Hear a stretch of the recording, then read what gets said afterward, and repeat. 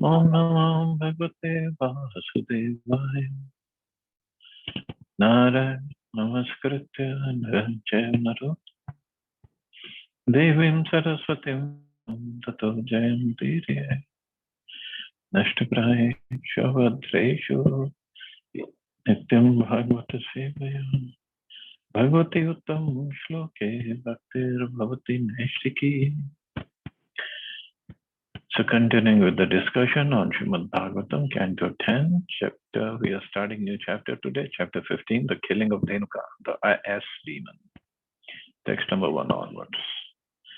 So in my backdrop, there is a picture of Radha Krishna from Barsana, Radharani from Barsana, and there are laddus in front of her. So from actually here on 10th March, it is Laddu Mar Holi, day before Lat Mar Holi. So Radharani's mercy, we enjoyed it for a few years. We used to go there. Next one. Shri Shukvacha Tatascha Pauganda Vihashrito Raje Babhutustu Pashupala Sammato Gashcharyanto Sakhivi Samam Padhera Vrindavanam Punyamativa Chakratuhu. Shukdev Goswami said, when Lord Ram and Lord Krishna attained the age of Paugand, 5 to 10, so before Paugand it was Kumar, 3 to 5. While living in Vrindavan, the cowherd men allowed them to take up the task of tending the cows. Engaging thus in the company of their friends, the two boys rendered the land of Vrindavan most auspicious by imprinting upon it the marks of the lotus feet. So now they started to taking care of the cows. So far they were taking care of the calves only. So taking care of the cows means they could go deeper inside the forest. Otherwise they would just be outskirts of the forest, not deep inside. But now they could go deep in. So there were more reasons. Actually, by now, they had come to Nandagaon. So from Gokul, they went to Chhattikara to Nandagaon. But in Nandagaon, the Kansa still had to send the demons to kill Krishna Balram. And Krishna Balram had appeared to kill the demons. So, but Nandagaon, when they came to Nandagaon, Nandagaon had a blessing of a sage. I don't know which sage had given the blessings that no Rakshas would be able to enter Nandagaon. And if he enters, he will become a stone. He will become a rock, and just on the outskirts of Nandagaon, he won't be able to enter Nandagaon. Now, Krishna had to kill the demons. If they stay in Nandagaon and they don't go outskirts, they only go to the outskirts of Nandagaon, they cannot kill the demons because demons cannot enter Nandagaon. So then there's a day in Kartik is called Gopashtami. So on that day, one of those years, they asked Dan Baba that we are big enough now, we can take care of the cows. The idea was, okay, taking care of the cows, going inside the forest, a little bit away from Nandagaon, and to be able to kill the Rakshasas. And also, now they are getting older, so they could perform pastimes with the Gopikas. Rather, Krishna had his own set of gopis, Balramji had his own set of gopis. So the more and more pastimes had to happen. Also, to add on to this, when Krishna, Balram, Nand Baba, Yashoda Maya, they all came to Nandagaon because Nandagaon is their eternal home. So everybody wanted to come there to take darshan and to be in the service of Krishna. And everybody means everybody, all the planets also. So everybody came. And Krishna gave them residence in Nandagaon. But now Shanidev was coming. And Shanidev was coming, and Krishna knew Shanidev is coming, and wherever Shanidev goes means 7.5 years are messed up according to astrology. Of course, Krishna, nothing can, Shanidev cannot do anything, but to have his pastime, so he asked Shanidev, you don't come to Nandagaon. So there is a place near Kosi, when we go from Kosi to Nandagaon. So it's called Shanigaon. So that's where Shanidev was asked to stay over there. And near that is the Surya Kund also. So Radharani would come and pray to Surya Dev over there from Barsana, because Radharani is Ishtadev in demigod terms, although it's not demigod, Surya Dev, but Radharani's Ishtadev is Surya Dev. And near the Surya Kund, there is Shanigaon, and Shanidev is staying there. So even till today, on every Saturday, there's a huge gathering over there at Shanigaon. And people come from all over, and so many people come also to donate and to have some bhandara, free food for everybody. A huge place. So, of course, Krishna's mercy, we have had a chance to go there also. So it is said that the real Shanidev is staying there, because in Braj, everything is real. Everybody wants to come to Braj to serve Krishna. So real Shanidev is there. But now, coming back to our Bhagavatam story. So the two boys rendered the land of Vrindavan most auspicious by imprinting upon it the marks of their lotus feet. Lord Krishna wanted to encourage his cowherd boyfriends, who had been swallowed by Aghasura and then stolen by Lord Brahma. Therefore, the Lord decided to bring them into the palm tree forest called Talavan, where there were many delicious ripe fruits. Since Lord Krishna's spiritual body had apparently grown slightly in the age and strength, see, he is playing the pastimes of a human being. He slightly grew. He doesn't need to grow, or he is always whatever he is, but he's just playing around. So senior men of Vrindavan, headed by Nanda Maharaj, decided to promote Krishna from the task of herding calves to the status of a regular cowherd boy. He would now take care of the full-grown cows, bulls, and oxen.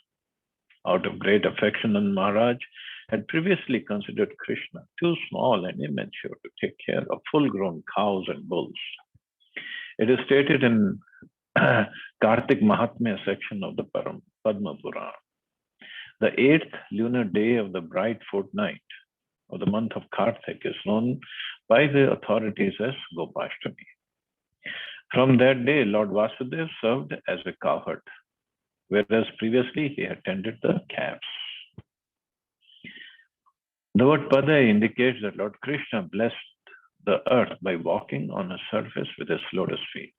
The Lord wore no shoes or other footgear, but walked bare feet in the forest, giving great anxiety to the girls of Vrindavan, who feared that his soft lotus feet would be injured. Now, there is another pastime in this. When Krishna was given charge of cows on Gopashtami, so Nanda Baba has 900,000 cows. So Krishna would take them.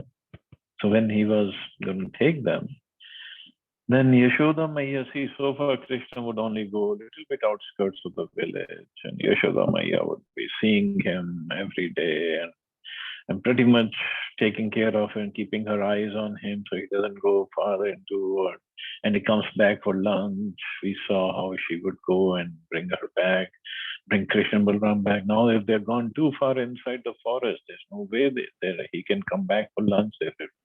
She would pack his lunch so he can go. But now he was going, as Prabhupada said, he wore no shoes. So he was going into the forest without any shoes. So Yashoda Maya came with the shoes for Krishna and his servant holding the umbrella on Krishna, because she was afraid he would be just playing around in the sun and he might get sick. That's motherly love. But Krishna then told Yashoda Maya, see, we are Gopas. Gopas means we are servants of cows. Cows are our real master. So if my master is not wearing shoes, how can I wear shoes? So cows don't wear shoes. They have their hooves to protect them. But Krishna said, if they don't wear shoes, I cannot wear shoes. So for them to wear shoes means you have to get 900,000 times 4 shoes. Plus, you have to arrange an umbrella for each and every cow with a servant to hold that umbrella on each and every cow. Then I can accept the umbrella and a servant. Yashodamaya said, that's not possible for me to do. So you just go like whatever, whichever way you're going, just go. So he would walk bare feet in the forest, on the rocks of Govardhan, everywhere. But him walking like that, many reasons. He wanted to leave his feet imprint on the Braj, and also when he would go in the forest and cows would be walking in front of him, cows with their hooves, they would make sure all the rocks and everything on the path where Krishna is going, they would just break it down to powder with their hooves. So when Krishna would come, it will be all soft. Even the big rocks or little bitty, which they call gokuru actually, they just break them into powder. So much. Everybody had mood to serve Krishna. Text 2. Tan madho venum udiriyan vrito gopair granadbhi swayasho balanvitaha pashun praskritya pashya vima vishad vihartu kama kusuma karam vanam. Thus desiring to enjoy pastimes, Lord Madhav, sounding his flute, surrounded by cowherd boys who were chanting his glories and accompanied by Lord Baldeva, kept the cows before him and entered the Vrindavan forest, which was full of flowers and rich with nourishment for the animals. Srila Sanatana Goswami has explained the various meanings of the word Madhav as follows. Madhav normally indicates Krishna to be the Lord, who is a consort of the goddess of fortune, Lakshmi. This name also implies that Lord Krishna descended in the dynasty of Madhu. Since the spring season is also known as Madhav, it is understood that as soon as Lord Krishna entered the Vrindavan forest, it automatically exhibited all the opulences of spring, becoming filled with flowers, breezes, and the celestial atmosphere. Another reason Lord Krishna is known as Madhav is that he enjoys pastimes in Madhu, the taste of conjugal love. So many reasons Acharya said he's called Madhav. Lord Krishna would loudly sound his flute as he entered the forest of Shri Vrindavan, thus giving inconceivable bliss to all the residents of his hometown, Vrajadham. These simple pastimes of playfully entering the forest, playing on the flute, and so forth were performed daily in the spiritual land of Vrindavan. And he only played flute in Vrindavan. He never took it outside Vrindavan. Not in Mathura, not in Dwarka, only in Vrindavan. Tan manju ghosh le mrigad vijakulam mahan manah prakyapaya saraswata vatenjushtam shatpatra gandhina nidiksha rantum bhagwan manodadhe. The Supreme Personality of Godhead looked over that forest, which resounded with the charming sounds of bees, animals, and birds, and which was enhanced by a lake whose clear water resembled the minds of great souls, and by a breeze carrying the fragrance of 100-petaled lotuses. Seeing all this, Lord Krishna decided to enjoy the auspicious atmosphere. Lord Krishna saw that the Vrindavan forest was giving pleasure to all five senses. The bees, birds, and animals made charming sounds that brought sweet pleasure to the ears. The wind was faithfully rendering service to the Lord by blowing throughout the forest, carrying the cool moisture of a transparent lake and thus giving pleasure to the sense of touch. By the sweetness of the wind, even the sense of taste was being stimulated, and the fragrance of lotus flowers was bringing pleasure to the nostrils. And the entire forest was endowed with heavenly beauty, which was giving spiritual bliss to the eyes. Srila Vishwanath Chakravarti Thakur has thus explained the significance of this verse. So beautiful this Vrindavan is. Of course, now when we go, we only, in the Vrindavan, city of Vrindavan, we only find traffic. Well, one way it is good, the more and more people are coming to Vrindavan. They're getting purification. And but at the same time, we are losing the forest of Vrindavan. I guess for that, we have to go back to spiritual Golok Vrindavan to enjoy that forest. Satatra tatraruna palavishriya falaprasuno rubharena padayo sprishat chikhana viksha vanaspatin muda smayan nivaha agrajam adi purushaha. The primeval Lord saw that the stately trees with the beautiful reddish birds and the heavy burden of fruits and flowers were bending down to touch his feet with the tips of their branches. Thus he smiled gently and addressed his elder brother, Balaram. The words Muda, Smayaniva indicate that Lord Krishna was in a joking mood. He knew that the trees were actually bowing down to worship him. But in the following verse, the Lord, speaking in a friendly, light-hearted mood, gives a credit to his brother Balaram. So even everything is conscious in Vrindavan. So in the flower, even the trees with the beautiful reddish birds and the heavy burden of fruits and flowers are bending down to touch his feet with the tips of their branches.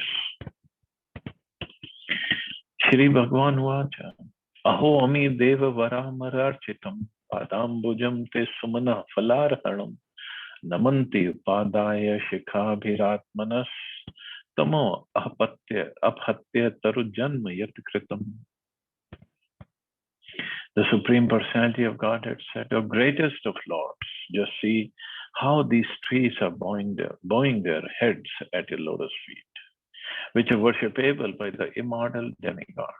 The trees are offering you their fruits and flowers to eradicate the dark ignorance that has caused their birth as trees.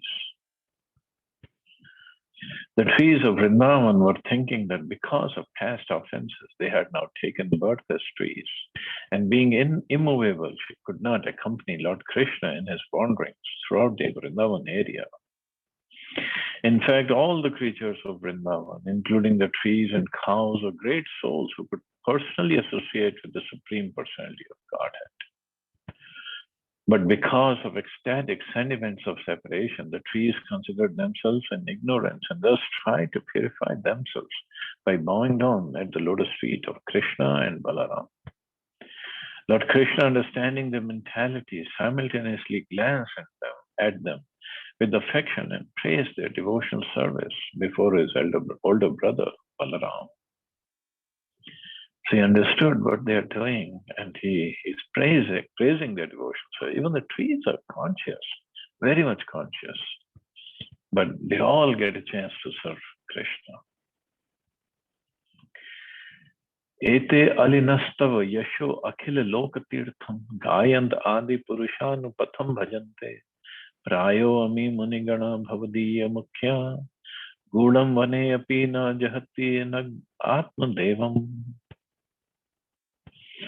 O original personalities, these beasts must all be great sages and most elevated devotees of yours, for they are worshipping you by following you along the path and chanting your glories, which are themselves a holy place for the entire world. Though you have disguised yourself within this forest, O sinless one, they refuse to abandon you, the worshipable Lord. The word Gudam is significant in this verse. It indicates that although the Supreme Personality of Godhead, in his form of Krishna or Balaram, appears like an ordinary human being within the material world, great sages always recognize the Lord as a supreme absolute truth. All the transcendental forms of Godhead are eternal and full of bliss and knowledge, exactly the opposite of our material bodies, which are temporary and full of misery and ignorance. So, Krishna Balram, so here Shukdev Goswami used the word Gudam. Gudam means you are hiding your glories, but these bees, they always understand because they must be great sages in their previous lives. So they know who you are. One meaning of the word Tirtha is a means for crossing beyond material existence. Simply by hearing the glories of the Supreme Lord or by chanting them, one immediately comes to the spiritual platform beyond material existence. Thus, the Lord's transcendental glories are here described as a Tirtha for everyone in the world. The word Guyantaha indicates that great sages give up their vows of silence, Gayanta, and other selfish processes to glorify the activities of the Supreme Lord. Real silence means to not speak nonsense, to limit one's verbal activities to these sounds, statements, and discussions relevant to the loving service of the Supreme Lord. So the sages, or well, here the bees over the sages, now they are buzzing around the Lord. Means they are singing the glories of the Lord in their own way. So this is a real Maunavrata. Sometimes people want to keep Maunavrata, sadhus keep Maunavrata. And like Prabhupada said in Kumbh Mela, devotees generally find these kind of sadhus from Naga Babas or sadhus in the forest, Himalayas, but they come down and they carry a slate with them on which they write. So their followers tell them, oh, this Babaji has been keeping Maunavrata for 10 years, 20 years, he hasn't spoken a word. But then he would write on the slate to communicate what exactly he wants or whatever. But Prabhupada says, real Maunavrata is not to speak nonsense and always glorify the Lord. That is real Maunavrata. The word Anaga indicates that the Supreme Lord never performed sinful or offensive activities. So this word also indicates that the Lord immediately excuses a sin or offense committed by a sincere loving devotee who may accidentally deviate from the Lord's service. In the specific context of this verse, the word Anaga indicates that Lord Balaram was not disturbed by the bees who were constantly following him. Anupatham. The Lord blessed them by saying, "O bees, come into my confidential grove and feel free to taste its fragrance." So the bees are going around and buzzing and at lotus feet of the Lord, but that was their devotion service. So it's not that only the devotees who are in the mode of conjugal love, they only get to serve the Lord. Everybody serves the Lord. Shantras, Dasya, Sakhya, Madhurya, and Vatsalya, everybody. In fact, and for those in the Dasaras, like these bees and the flute is always with the Lord, always. And whenever he wants to play, he can play on the flute. And many times gopis get very envious of the flute. How come she is always there? This is the mercy of the Lord.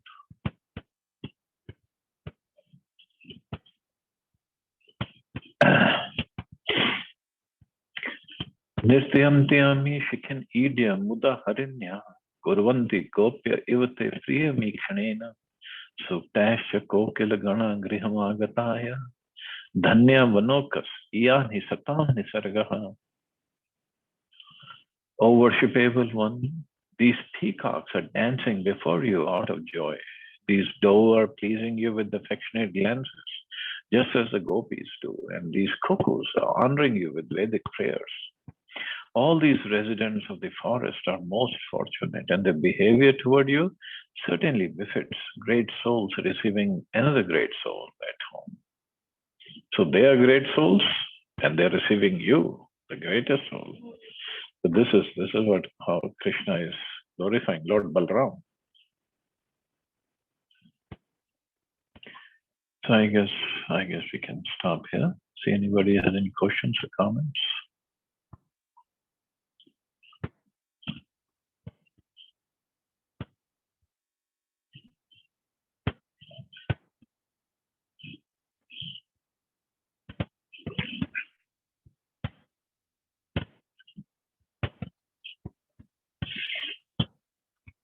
Okay, so you all have a safe and wonderful day. Hare Krishna. Jai Shri Ram. Hare Krishna.